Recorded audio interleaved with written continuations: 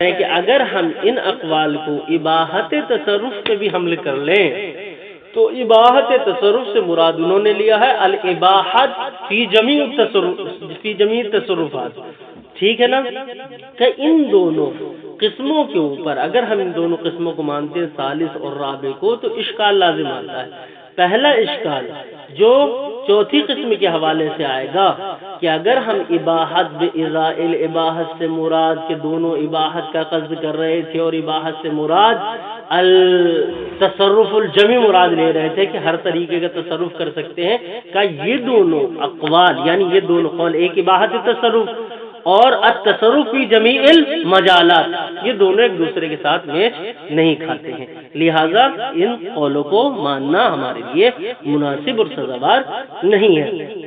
دوسرا اشکال جو ہے وہ تیسرے والی صورت کے اوپر لے رہا تھا. وہ کیسے؟ کہا کہ ایک بندہ جو تعاطی کرنے والا ہے پہلے جو دے رہا ہے وہ کیا ہے؟ الاباحۃ العوضیہ، عوض بالمال. ٹھیک ہے. دوسرے والا کیا کہہ رہا ہے؟ وہ قصد کر رہا ہے تملیک کا ایک طرف سے جو صادر ہو رہی شے وہ ہے اباحت، دوسری طرف سے جو شے صادر ہو رہی ہے وہ ہے تملیک. تو یہ عقد مرکب ہو جائے گا جو کہ ممکن نہیں ہے. ٹھیک ہے نا؟ کہ یہ دو اشکال اس کے اوپر دونوں قسموں کے اوپر لازم آئیں گے، اور ان اشکال کو ہم حل کر سکتے ہیں کہ نہیں کر سکتے، اور حل کرنے کی دو صورتیں انہوں نے بتائی ہے، لیکن پھر آخر میں جا کر انہوں نے کہہ دیا کہ ان دو صورتوں کے ذریعے بھی یہ اشکال آپ حل نہیں کر سکتے. دیکھتے ہیں. کہہ رہے وَكَيْفَ كَانَ، آپ اباحت کو کسی بھی معنی میں لے لیں. ٹھیک ہے نا؟ چاہے پہلے میں، دوسرے میں، تیسرے میں، چوتھے میں. فَالْإِشْكَالُ فِي حُكْمِ الْقَسِيمَيْنِ الْأَخِيرَيْنِ، تو اشکال آئے گا آخر کی دونوں قسموں میں، یعنی فی قسم الثالث والرابع میں، عَلَى فَرْضِ قَصْدِ الْمُتَعَاطِيَيْنِ لَهُمَا، کہ جب قصد کرنے والوں نے ان دونوں قسموں میں سے کسی بھی ایک قسم کا ارادہ کیا ہو تو. ٹھیک ہے. چاہے وہ تیسری قسم کا ارادہ کر کے تعاطی کر رہے ہو تب بھی اشکال آئے گا، چوتھی قسم کا ارادہ کر کے تعاطی کر رہے ہیں تو بھی اشکال آئے گا. ومنشأ الاشکال، منشأ اشکال کیا ہے؟ کا منشأ اشکال منقسم ہوگا دو قسموں کی طرف. القسم الاول کیا ہے؟ الاشکال فی صحت اباحت جمیع التصرفات، جمیع التصرفات، کہ چوتھی والی جو قسم ہے یہ اشکال جو ہے نا اولا الاشکال، یہ والا اشکال جو ہوگا وہ چوتھی والی قسم کے اوپر ہوگا. ٹھیک ہے نا؟ الاشکال فی صحت اباحت جمیع تصرفات، کہ اگر ہم چوتھی والی قسم سے مراد یہ لے لیں کہ اس اباحت بالاباحت کے ذریعے اباحت حاصل ہو رہی ہے تمام کے تمام تصرفات میں بھی، اس کو کھانا، ٹھیک ہے نا، تصرف میں لانا. مثلا اگر کنیز تعاطی میں آئی ہے تو اس کے ساتھ وضع کرنا، اگر موبائل لیا مثلا اسے بیچ دینا. ٹھیک ہے نا؟ کتنے بھی تصرفات ہیں ساری کے سارے ایسے تصرفات بھی حتی المتوقفۃ علی ملکیت المتصرف، حتی وہ تصرفات بھی مباح ہو جائیں کہ جو ملکیت متصرف پر موقوف ہے، یعنی کہ تصرف کرنے والا اس کے اوپر مالک ہو تبھی کر سکتا ہے، وہ بھی مباح ہو جائیں گے. کیا؟ بِأَن یقول، کہ کہنے والا یہ کہے ابحت لک کل تصرف، کہ میں تمہارے لیے ہر تصرف کو مباح قرار دیتا ہوں. مثال کے طور پر ایسے کہے وہ من دون، اس قید کے ساتھ، من دون ان یملکہ العین، اس کو عین کا مالک قرار نہیں دیتا بلکہ کیا کہتا؟ ابحت لک کل تصرفات، میں آپ کے لیے ہر تصرفات کو مباح قرار دے رہا ہوں لیکن مالک نہیں بنا رہا ہوں. کہ یہ قول پہلے والا کہ میں آپ کو ہر تصرف کے ساتھ کیا ہے مالک نہیں، ہر تصرف کا مالک بنا دے رہا ہوں لیکن عین کا مالک نہیں بنا رہا ہوں، کہ یہ دونوں قول آپس میں میچ نہیں کھاتے. کہ آپس میں میچ کیسے نہیں کھاتے؟ کہ اس لیے کہ الاباحت فی جمیع تصرفات ایک قول، دوسرا کہ آپ کو مالک نہیں بنا رہا ہوں، ہر تصرفات میں وہ تصرفات بھی شامل ہیں کہ جو ملکیت کے اوپر موقوف ہے، کلوتی، بے، وقف، ہبہ، کا یہ اس طریقے کے تصرفات موقوف ہے ملکیت کے اوپر، آپ مالک نہیں بنا رہے، اس کا مطلب یہ تصرفات وہ نہیں کر سکتا. جب وہ یہ تصرفات نہیں کر سکتا فلا يحصل الاباحہ فی جمیع تصرفات. پہنچ گئی بات؟ چلے دوسرا وثانیہ یعنی منشأ الاشکال باعتبار القسم الثانی. الاشکال یہ والا جو اشکال ہو گئے تیسری والی قسم کے اوپر ہوگا جس میں ایک طرف سے اباحت عوضیہ صادر ہو رہی تھی اور دوسری طرف سے تملیک حاصل ہو رہی تھی. الاشکال فی صحت الاباحت بالعوض کہ اگر آپ یہ کہیں اباحت بالعوض صحیح ہے تو اس میں اشکال وارد ہوگا. کیسی اباحت بالعوض صحیح ہوگی؟ الراجعۃ الی عقد مرکب کہ جو جس کا مرجوع کیا ہے، جو پلٹ کس طرف رہی ہے، عقد مرکب کی طرف پلٹ رہی ہے. کیسا عقد مرکب؟ المرکب من اباحت و تملیک کہ جو اباحت اور تملیک سے مرکب ہے. اور یہ بھی مشکل ہے کہ ایک دینے والا اباحت تصرف دے رہا ہے فقط، دوسرا تملیک یعنی مالک بنا رہا ہے. تو اشکال کیسے آئے گا؟ کا اشکال ایسے آئے گا کہ جو انسان صرف اباحت کا حکم لگا رہا ہے وہ کیا کر رہا ہے؟ اپنی جیب سے کچھ دے نہیں رہا ہے، بس لے رہا ہے. بھائی سمن اسی کی جیب میں جانے کی صلاحیت رکھتی ہے کہ جس کی جیب سے مسمن نکل رہا ہو. ٹھیک ہے، جو اباحت بالعوض صرف اور صرف اباحت کا قائل ہے وہ کیا ہے؟ اپنی جیب میں مسمن کو تو ڈال رہا ہے لیکن سمن کو نکال نہیں رہا ہے. اس نے یہ قلم دیا ہے، اگرچہ قلم دیا ہے لیکن یہ قلم صرف اباحت تصرف ملکیت نہیں ہے. جب ملکیت نہیں ہے یعنی کہ سید کی جیب سے کچھ بھی نہیں نکلا ہے. جب سید کی جیب سے کچھ نہیں نکلا ہے تو یہ مسمن جو ہے وہ سید کی جیب میں داخل کیسے ہوگا؟ تو یہ اشکال لازم آئے گا تیسری والی قسم کو. فنقول تو ہم یہاں پر کہیں گے، جناب مصنف کہہ رہے ہیں کہ یہ دونوں اشکال لازم آئیں گے. فنقول تو ہم کہیں گے، کیا کہیں گے بتا رہے ہیں.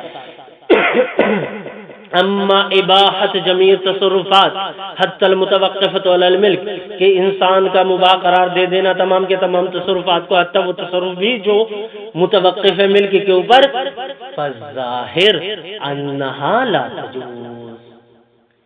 ٹھیک ہے نا؟ ظاہر کیا ہے کہ یہ اباحت تصرف جائز نہیں ہے.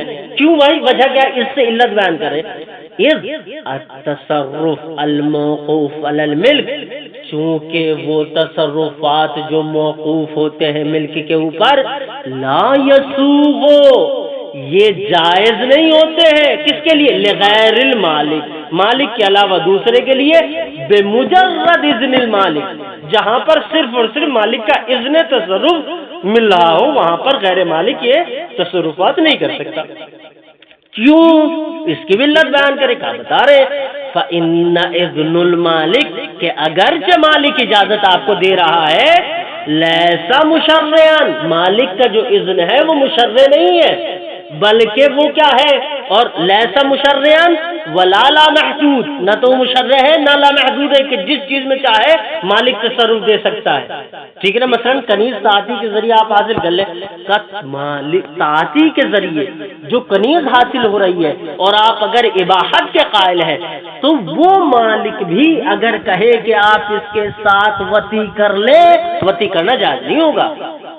اگر ان المعاطات تفید الاباحت کے قائل ہو جائیں گے آپ، واضح ہو جائے گا انشاءاللہ، دیکھتے رہیں. فَإِنَّ إِذْنُ الْمَالِكِ لَيْسَ مُشَرِّعًا مالک کا جو اذن ہے وہ مشرع نہیں ہے. وَإِنَّمَا یعنی وَإِنَّمَا الْمَالِكُ او إِنَّمَا إِذْنُ الْمَالِكِ یمضی فیما یجوز شرعًا بس اس میں چلتا ہے کہ جہاں پر شریعت اجازت دے رہی ہے. اگر شریعت کی اجازت موجود نہیں ہے تو آپ اس میں اجازت اس شے میں اجازت نہیں دے سکتے. مثلا جو تعاطی کے ذریعے میں نے سید سے قلم حاصل کیا تھا، اس قلم میں مجھے اجازت یہ کون سی تھی کہ میں لکھ سکتا ہوں، فقط میں اسے بیچ نہیں سکتا. اگر کہ سید کہے بھی کہ بیچ دو، اسی اباحت کے ذریعے جو انہوں نے پہلے دی تھی نہیں بیچ سکتے.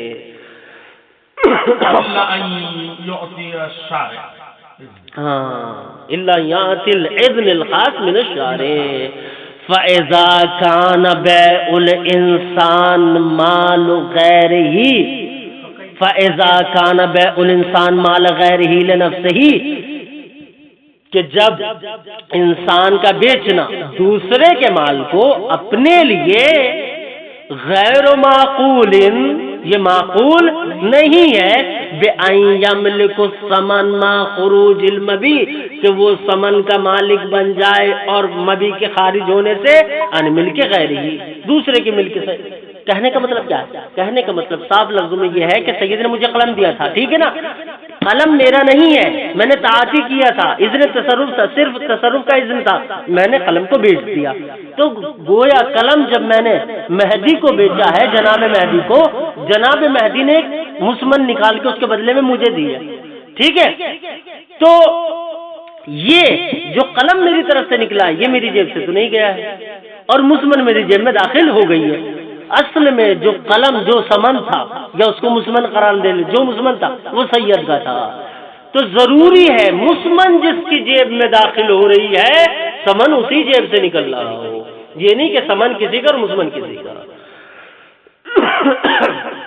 فَإِذَا كَانَ بَيْعُ الْإِنسَانِ مَالُ لِغَيْرِهِ لِنَفْسِهِ غَيْرُ مَعْقُولٍ، کہ جب انسان کا کسی مال کو فروخت کرنا دوسرے کے مال کو بذات خود اپنے لیے غیر معقول ہے، تو اس طریقے کی اباحت تصرفیہ فی جمیع المجالات اصل متوقف علی الملک کیف یکون معقولا، یہ بھی معقول نہیں ہو سکتی۔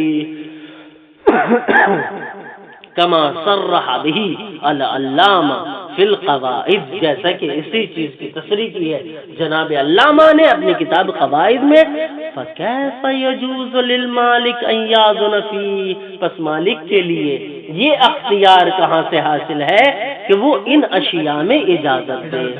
یہ فَكَيْفَ يَجُوزُ لِلْمَالِكِ أَن يَأْذُنَ فِيهِ، یہ استفہام استنکاری ہے، خود ہی جناب مصنف کہہ رہے کہ یہ حق حاصل نہیں ہے مالک کو، کیوں؟ اس لیے کہ شارع نے اس حق میں اجازت نہیں دی ہے، اور اذن مالک مشرع نہیں ہے۔ جب اذن مالک مشرع نہیں ہے تو اذن مالک صرف انہی اشیاء میں کام کرے گا جن اشیاء میں شارع مقدس نے اجازت دے رکھی ہے۔ اچھا، اب یہاں سے جو بات کر رہے ہیں نعم سے استدراک کے ذریعے، کہا دو چیزیں ہیں ہمارے پاس کہ جن کے ذریعے ہم اس طریقے کے تصرفات کو بھی جائز قرار دے سکتے ہیں۔ اگر یہ دو چیز ثابت ہو جائے تو کہہ رہے نعم یصح ذالک، یعنی نعم یصح اباحت جمیع التصرفات حتی المتوقفۃ علی الملک، ٹھیک ہے نا، ذالک کا مشارہ ہے بأحد وجہین، جب دو وجہوں میں سے کوئی ایک وجہ آپ کو اس مقام پر حاصل ہو جائے تو یہ صحیح ہوگا۔ وکلاہما یعنی وکلتا الوجہتین فی المقام مفقودتون، اور دونوں کی دونوں وجہ اس مقام پر موجود نہیں ہے، کلاہما فی المقام مفقود۔ الوجہ الاول، کیا ہے وجہ اول؟ کہہ رہے آئیں یقصد المبیح بقولہ ابحت لک ان تبیع مالی لنفسک، کہہ رہے کہ اس جہت اول میں تین چیزیں ایسی ہیں کہ جس کے ذریعے تمام تصرفات کا کرنا صاحب اذن کے لیے جائز قرار ہوگا۔ کہا جیسے مبی یہ کہتا ہے ابحت لک ان تبیع مالی لنفسک، اس میں تین احتمال پائے جاتے ہیں۔ پہلا احتمال یہ پایا جاتا ہے کہ گویا جو مبی ہے وہ اس کو اپنا وکیل بنا رہا ہے، اگر وہ وکیل بنا دے اور وکالت ثابت ہو جائے تو یہ جمیع اباحت جمیع تصرفات حتی المتوقفۃ علی الملک صحیح ہے، پہلی صورت۔ دوسرا یہ ہے کہ وہ اس نے اجازت جو دی ہے اس اجازت کے لیے مال کو بیچنے سے پہلے اس مال کو نقل کر لے اپنی ملکیت میں، ثم یبیعہ، پھر اس کو مال کو بیچے، تو گویا وہ اپنا مال بیچ رہا ہے، پھر اس مال کو پلٹا دے گا صاحب مال کی طرف۔ دوسری وجہ یہ ہو سکتی ہے۔ تیسری وجہ کیا ہے؟ تیسری وجہ یہ ہے کہ بذات خود مالک نے جو یہ اباحت اسے کہی ہے الابحت لک، کا یہ اباحت سے مراد بذات خود مالک تملیک دے رہا ہو، کہ اگر یہ تین چیزیں یہاں پر ثابت ہو جائے وجہ اول میں فیجوز ویصح اباحت جمیع التصرفات المقیدہ المتوقفۃ علی الملک ایضا، ٹھیک ہے نا؟ عبارت دیکھ لیتے ہیں. احدہما ان یقصد المبیح، کہ مبیح قصد کرے بقولہ اپنے اس قول سے ابحت لکا، کہ میں آپ کے لیے مباح قرار دیتا ہوں، کیا ان تبیع مالی لنفسک، کہ میرے مال کو آپ اپنی طرف سے بیچے، اپنے نفس کے لیے بیچے. کیا قصد کرے؟ ان یقصد، کیا پہلا قصد کیا ہے؟ ان ینشأ بہذا القول توکیلا لہ، کہ وہ اسے اپنا وکیل بنا دے، فی بیع مالہ لہ، کہ وہ اس کے مال کو اپنے لیے بیچے. پہلی مراد یہ ہے، ٹھیک ہے نا. ثم نقل الثمن الی نفسہ بالہبۃ، پھر اس ثمن کو وہ منقول قرار دے لے، نقل کر لے ہبہ کے ذریعے اپنی طرف. ایک صورت یہ. یا مبیح جو ہے قصد کرے ابحت لک ان تبیع مالی لنفسک سے کیا؟ فی نقلہ اولا الی نفسہ، کہ وہ اس اباحت کے ذریعے اس مال کو اپنے نفس کے لیے نقل کر لے، ثم بیعہ، پھر اس مال کو بیچے، تو یہ بیع بھی صحیح قرار پائے گی. کا تیسری صورت کیا ہے؟ کا تیسری صورت قصد مبیح سے یہ ہو سکتی ہے او تملیکن لہو، یعنی للطرف الثانی ابو الطاعتی، ٹھیک ہے نا.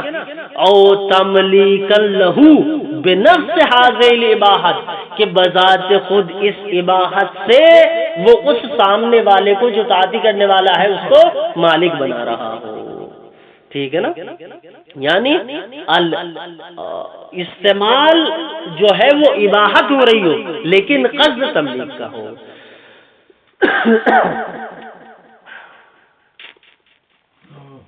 یہ تین چیزیں اگر حاصل ہو جائے تو یہ معاملہ صحیح ہو سکتا ہے. حاصل کیا ہوگا؟ فَيَكُونُ إِنشَاء تَمْلِيكَ لَهُ، تو اس اباحت کے ذریعے کیا ہو جائے گا؟ اس سامنے والے کے لیے انشاء تملیک ہو جائے گی بذات خود اسی اباحت کے لیے. اچھا، یہ تینوں جو صورتیں تھیں یہ کس کی طرف سے تھی؟ صاحب مال کی طرف سے تھی، سامنے والے تعاطی کے لیے. اب کس طریقے سے متحقق ہوگا کہ یہ تینوں امور سامنے والے نے سمجھے ہیں اور قبول کیے ہیں کہ نہیں کیے؟ کا ایک قول کے ذریعے صرف اور صرف یہ ثابت ہو جائے گا.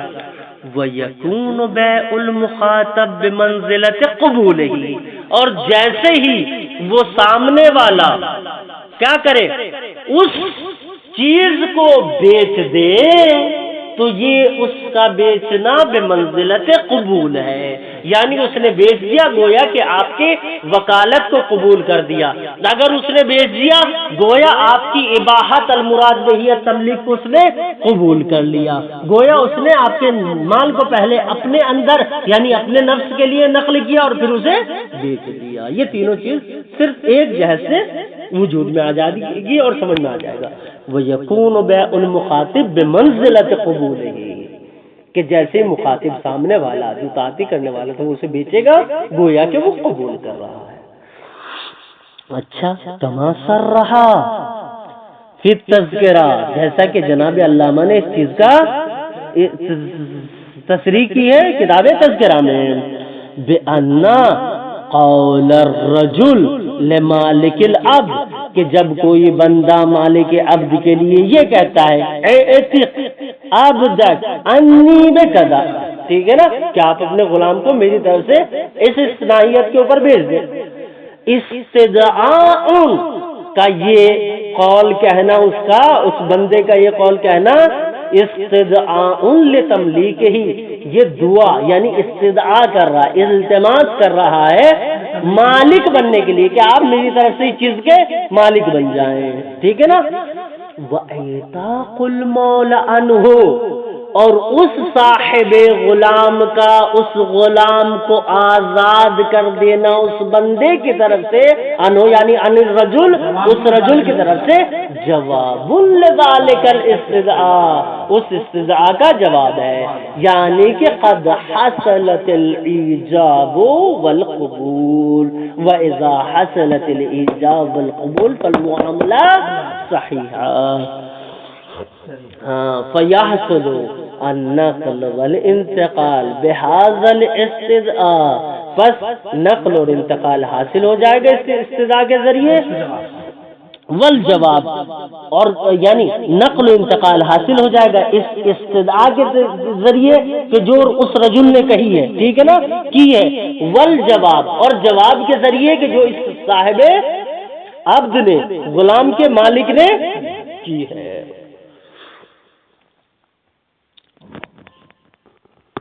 ہاں وَيُقَدَّرُ وُقُوعُهُ قَبْلَ الْعِتْقِ نَمَّا، اور تقدیر میں رکھا جائے گا، مقدر مانا جائے گا، وقوعہ یعنی کہ وقوع النقل، ٹھیک ہے نا، وقوع نقل تملیک العبد، ویقدر وقوع النقل، وقوع نقل کو مقدر رکھا جائے گا قبل العتق، عتق کرنے سے پہلے آنما، یعنی لمحة واحدہ قبل العتق یحصل التملیک لہو، تو کیا حاصل ہوگا؟ فیکون ھذا بیعا ضمنیا، تو یہ بیع ضمنی ہو جائے گی، لا یحتاج الی شروط المقررہ، اس سے زیادہ اس میں شروط مقررہ جو بیع میں ہے اس کی حاجت ثابت نہیں ہوگی، بس اتنے ہی کہ ذریعے استدعاء اور جواب الاستدعاء کے ذریعے یہ مسئلہ حل ہو جائے گا۔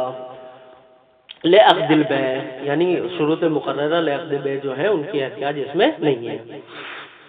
ولا شک، اس میں بھی کوئی شک نہیں ہے جناب والا، ان المقصود فيما نحن فيه ليس الاذن في نقل المال، کہ جس چیز میں ہم چل رہے ہیں ولا شک، اس میں کوئی شک نہیں ہے، ان المقصود فيما نحن فيه، کہ جو مراد لیا گیا ہے خاص طور سے اس شے میں کہ جس میں ہمیں، کس میں ہم القسم الثالث والرابع میں، ٹھیک ہے نا، فيما نحن فيه، کہ وجہ ثالث اور رابع جو ہے کیا تھی؟ اباحت المال بإزاء العوض اور اباحت المال بإزاء الاباحت کا، ان المقصود فيما نحن فيه، کہ جس معاملے میں ہم ہیں اس میں مقصود کیا ہے؟ لیس الاذن فی نقل المال الی نفسه اولا، کہ اس میں اذن نہیں پایا جاتا اس ناحیت سے کہ مال نقل ہو جائے اس کے نفس کے لیے پہلے، اولا، ٹھیک ہے نا، لیس الاذن،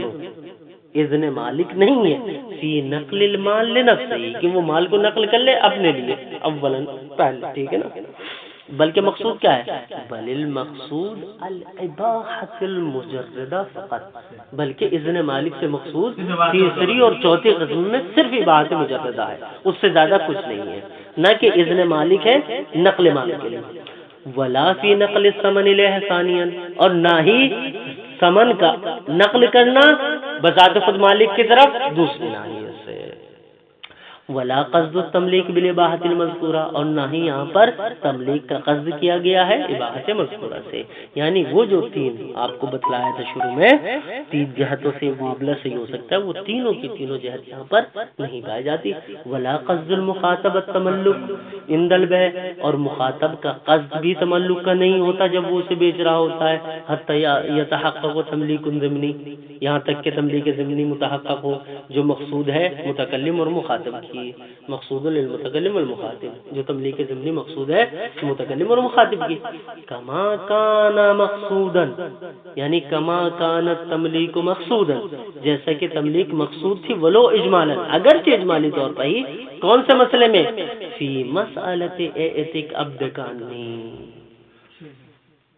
کا جو یہ مسئلے جس کے ذریعے مثال ہم نے دی ہے جناب علامہ کے ذریعے تذکرہ والی، اعتق عبدک انی، وہاں پر اس قول سے تملیک مراد لی گئی تھی، جناب علامہ نے تملیک مراد لی تھی، اعتق عبدک انی میں تملیک ضمنی تھی، لیکن یہ جو مثال دی جا رہی ہے سمجھانے کے لیے آپ کو، کہا اس تیسری قسم میں اور چوتھی قسم میں تملیک ضمنی کا بھی وجود نہیں ہے، اگرچہ اس مسئلے میں اعتق عبدک انی میں تملیک ضمنی موجود ہے، اسی وجہ سے وہ غلام کا آزاد کرنا اس مرد کی طرف سے صحیح تھا، ولذا پس اسی وجہ سے عد العامہ والخاص من الاصولین شمار کیا ہے علماء عامہ اور خاصہ نے اصولین میں سے دلالت ھذا الکلام علی التملیک کہ یہ کلام دلالت کرتا ہے تملیک کے اوپر. کون سا کلام؟ ایتک عبدک ان، یہ والا کلام تملیک کے اوپر دلالت کرتا ہے.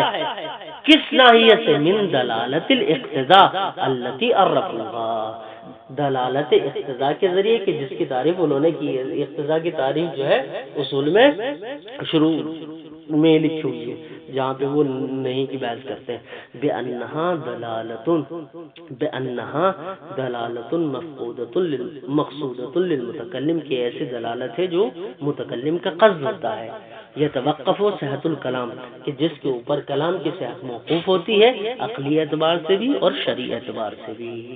فمثلوا للعقل، تو عقلی کی مثال انہوں نے دی کس قول سے؟ بقولہ تعالی، خداوند عالم کی اس قول سے واسأل القریہ، یعنی واسأل اہل القریہ زاد الاشرفت.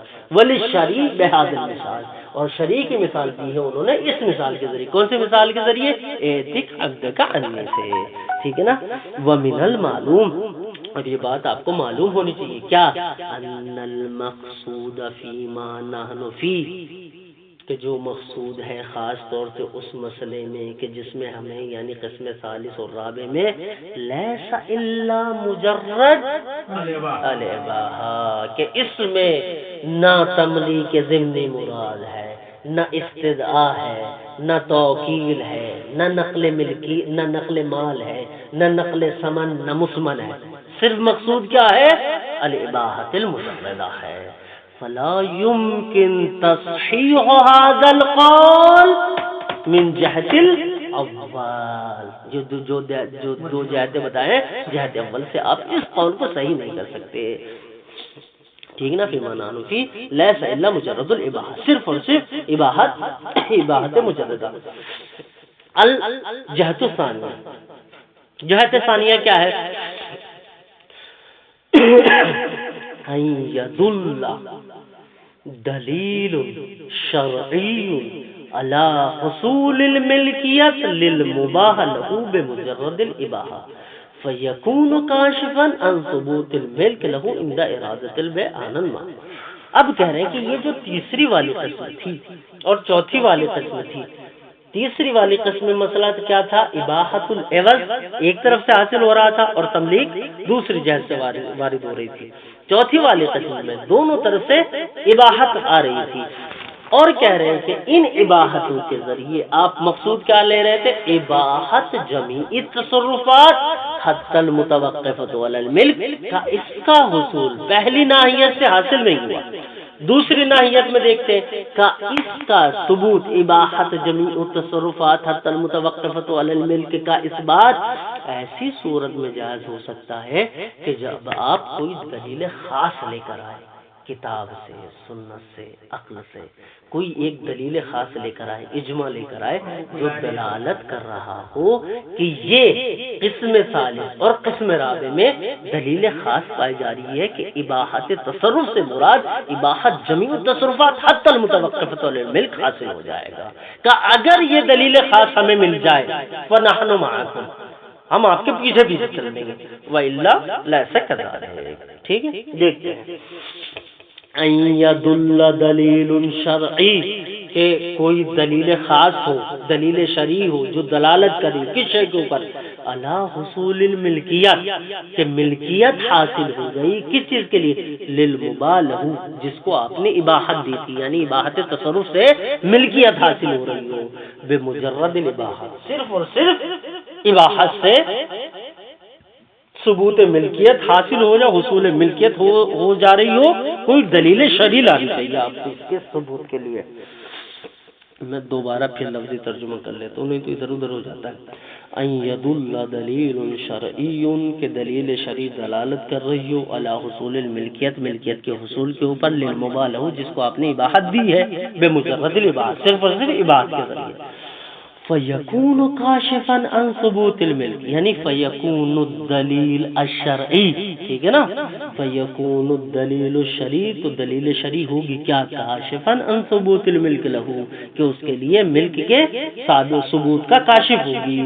عند ارادۃ البیع عنہما، کہ جب بھی وہ اس شیء ماخوذ الاباحت کو بیچنے کا ارادہ کرے گا، جیسے کہے گا بیعتو، فوراً وہ بیعتو کے کہنے سے ایک لمحہ پہلے وہ ملکیت اسے آنما حاصل ہو جائے گی، اس دلیل شرعی خاص کے ذریعے۔ فَيَقَعُ الْبَيْعُ فِي مِلْكِهِ، تو ایسی صورت میں وہ بے واقع ہوگی بذات خود اس کی ملکیت میں۔ او یدل، ایک شے، او یدل دلیل شرعی علی انتقال الثمن عن المبیع، کہ کوئی دلیل خاص، دلیل شرعی ہو جو دلالت کر رہی ہو کہ ثمن کے منتقل ہونے پر مبیع سے بلا فصل بعد البیع، جیسی اس نے کہا بیعتو، کہا یہ جیسے بیعتو کہا کہ دلیل شرعی خاص جو دلالت کری ہے کہ یہ ثمن جیسے اسے حاصل ہو گئی، یہ منتقل ہو گئی صاحب مال کی طرف، کوئی ایسی دلیل ہو۔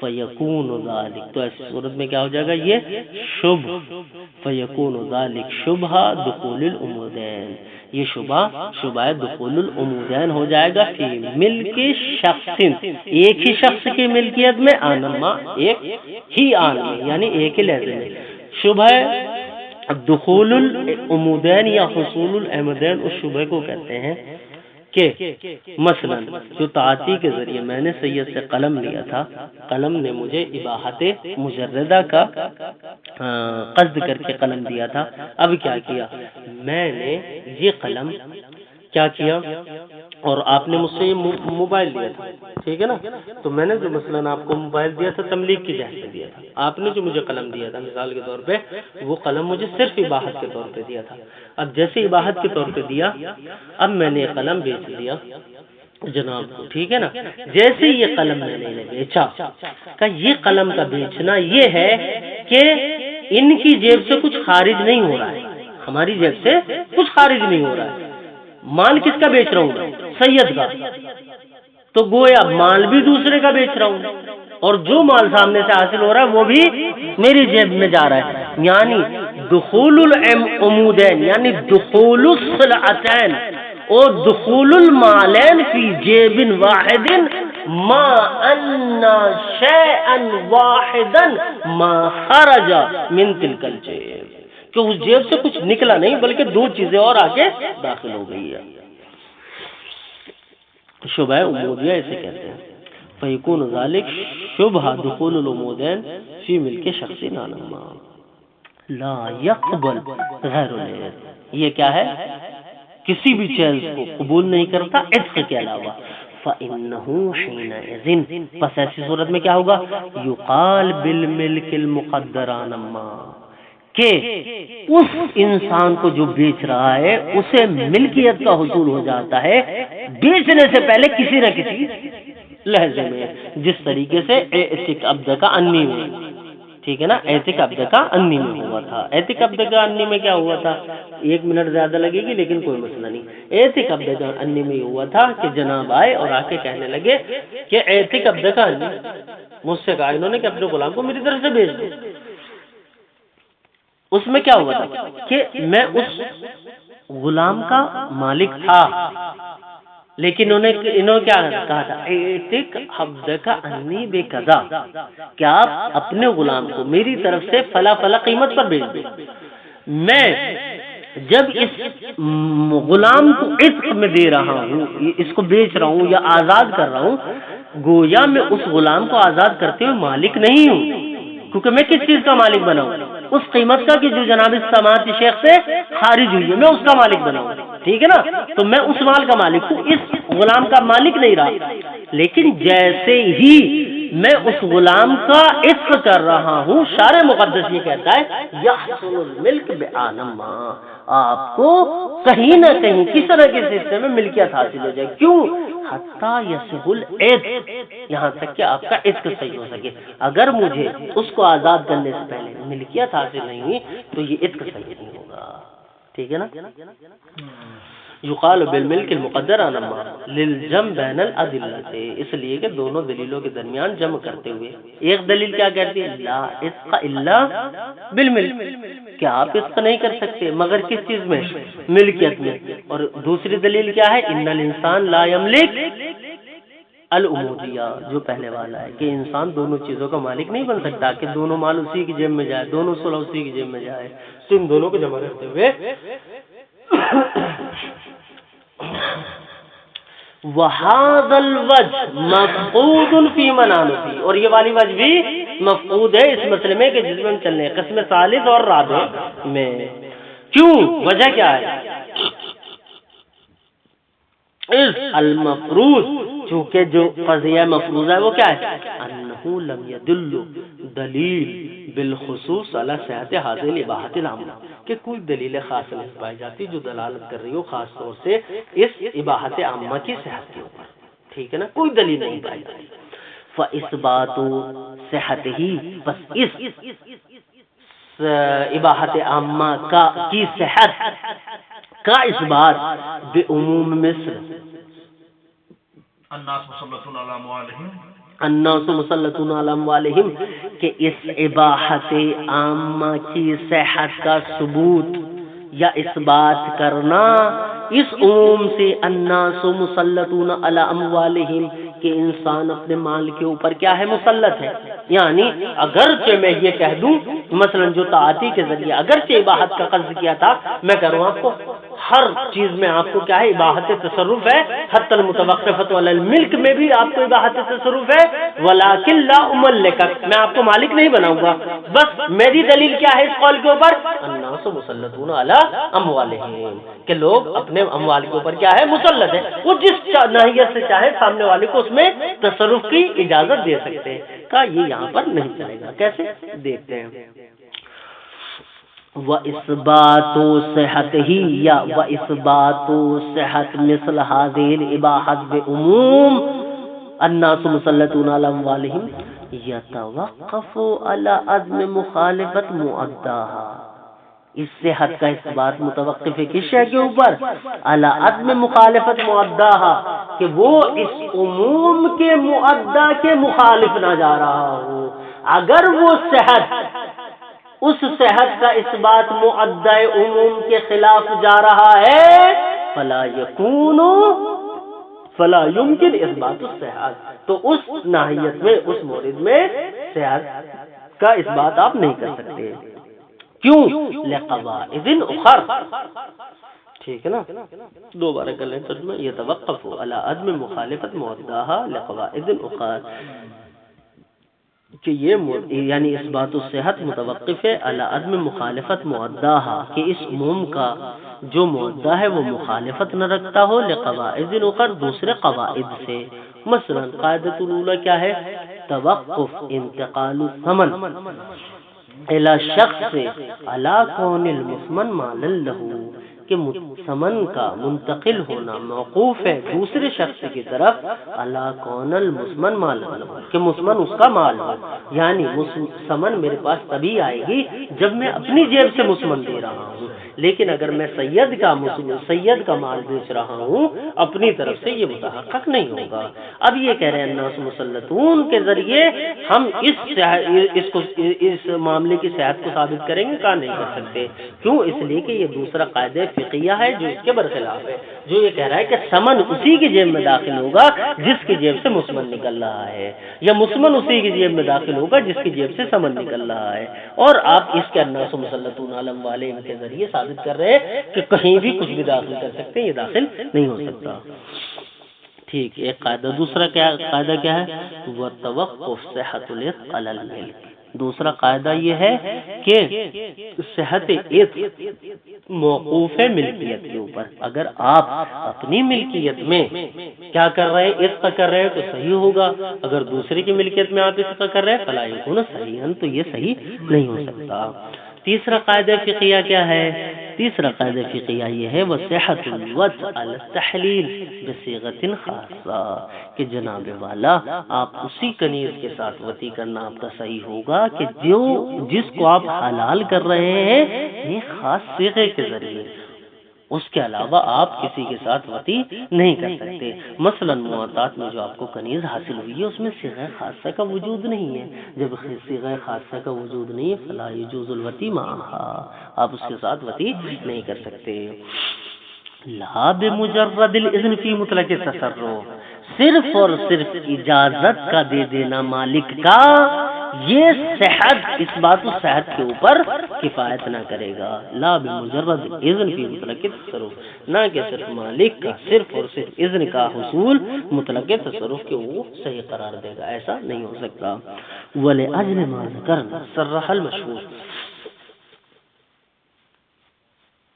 اور جو ہم نے ذکر کیا ہے اسی کی وجہ سے کیا کیا ہے، مشہور نے تصریح کی، کیا ذکر کیا ہے ہم نے ذکر کیا ہے ان اثبات الاباحۃ العامہ متوقفۃ الا یکون عموم السلطنہ مخالفا کس کے، لا یکون مخالفا عن القواعد الاخرى، اگر وہ مخالفت کرے گا یہ الناس مسلطون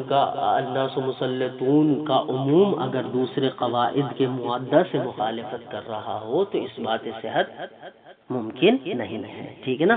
ولی اجل ما کرنا، اور اسی وجہ سے جو ہم نے ذکر کیا سرہ المشہور، مشہور نے تصریح کی ہے، بلکہ کہا کیا، لم یوجد خلاف، کہ کوئی بھی خلاف اس میں نہیں پایا جاتا ہے، فی کس بارے میں، انہ لو دفع الی غیرہ مالا، کہ کوئی انسان مثلا مہدی دفع لو دفع المہدی الی غیرہ مالا، کہ اگر مہدی مال کو دفع کرے دوسری کی طرف، وقال، اور اس سے کہے اشتری بہی لنفس کا طعام، کہ اس مال کے ذریعے اپنے لیے کیا کرو، کھانا خرید لو، ٹھیک ہے نا، لم یصح، تو یہ کھانا خریدنا اس کا یا اس میں تصرف کرنا صحیح نہ ہوگا، کیوں، من غیر قصد الاذن، کیونکہ مہدی نے اذن کا قصد نہیں کیا تھا کس چیز میں، فی اقتراض المال قبل الشراء، کہ وہ مال کا اقراض کر رہے ہیں شراء سے پہلے، وہ اقتراض تام، نہ ہی انہوں نے اقتراض تام کا قصد کیا تھا کہ وہ اس کے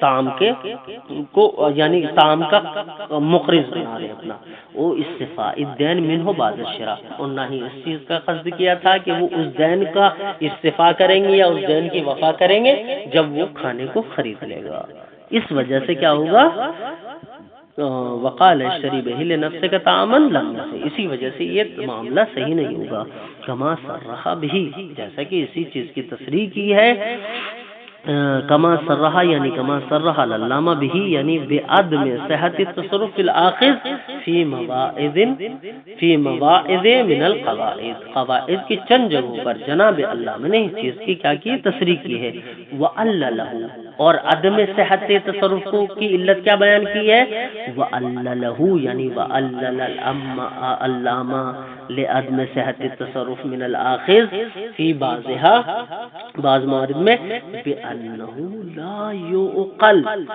کہ تعقل ہی نہیں کیا جا سکتا، کیا، شراء شیء لنفسه، کسی چیز کا خریدنا اپنے نفس کے لیے، بمال الغیر، دوسرے کے مال سے، یہ تعقل نہیں کیا جا سکتا، وَهُوَ كَذَلِكَ، یہ وَهُوَ كَذَلِكَ سے پہلے کی عبارت جناب علامہ کی ہے، وَهُوَ كَذَلِكَ کی جو عبارت ہے یہ جناب مصنف کی، یعنی جناب مصنف یہ کہہ رہے ہیں کہ جو علامہ نے کہا ہے وہی صحیح ہے، وَهُوَ كَذَلِكَ یعنی وَالْمَسْأَلَةُ كَمَا قَالَ، جی یہ تائید کر رہے ہیں کی، فَإِنَّ مُقْتَضَى مَفْهُومِ الْمُعَاوَضَةِ وَالْمُبَادَلَةِ دُخُولُ الْعِوَضِ فِي مِلْكِ مَنْ خَرَجَ الْمُعَوَّضَ عَنْ مِلْكِهِ، قاعدہ یہی ہے، فَإِنَّ مُقْتَضَى عُمُومِ الْمُعَاوَضَةِ وَالْمُبَادَلَةِ، کہ جو مفہوم معاوضہ اور مبادلے کا اقتضاء ہے وہ کیا ہے، دخول العوض فی ملک، عوض کا داخل ہونا اس انسان کی ملکیت میں،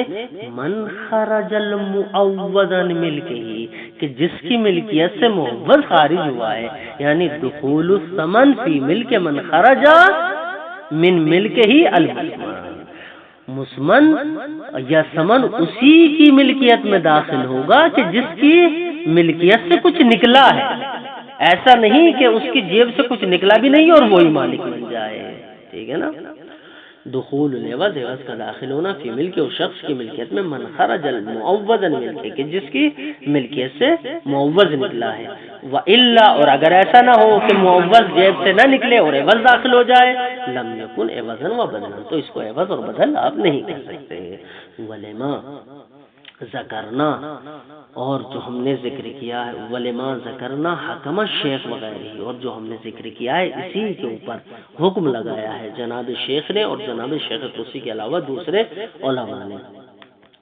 کیا بأن الحبا الخالی عن الصیغہ، کہ وہ حبا جو خالی ہوتا ہے صیغے سے، تفید اباحت التصرف، یہ اباحت تصرف کا فائدہ دیتا ہے.